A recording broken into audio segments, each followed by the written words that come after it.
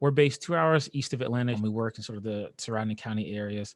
Um, Primarily, like, working with more young people of color who are just they don't have a space, and so there's a term that's been going around a lot called civic deserts, where there's not a lot of, infrastructure where people can feel like they can get involved.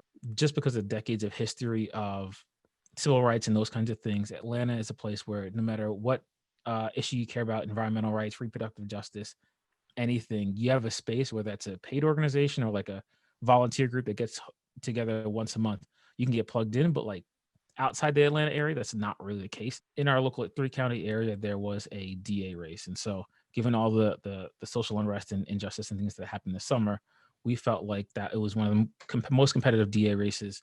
I think in the last 10 years, there were two candidates.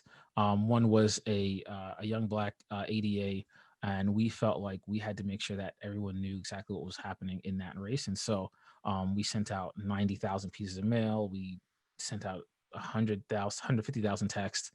We did a bunch of digital stuff.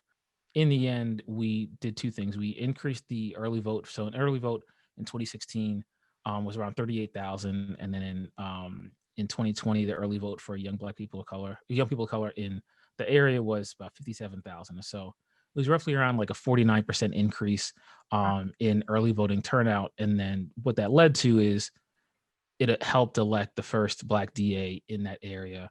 The margin of victory that he had, I think, was like 1,800 votes. A complicated thing, I think, is more of like how talking to young black and brown people like early and often, and making sure they have everything they need to vote safely. A lot of times, at least in the youth space, you'll hear either they're apathetic or they don't care, that kind of thing. And what we've seen on the ground is that that's not actually the case. It's that campaigns, it's weird chicken and egg kind of thing, where campaigns don't reach out to young people because they don't think they vote, and young people don't vote because campaigns don't reach out to them. Well, that's really the fault of the campaigns. We don't want to blame the voters because they're dealing with all kinds of things.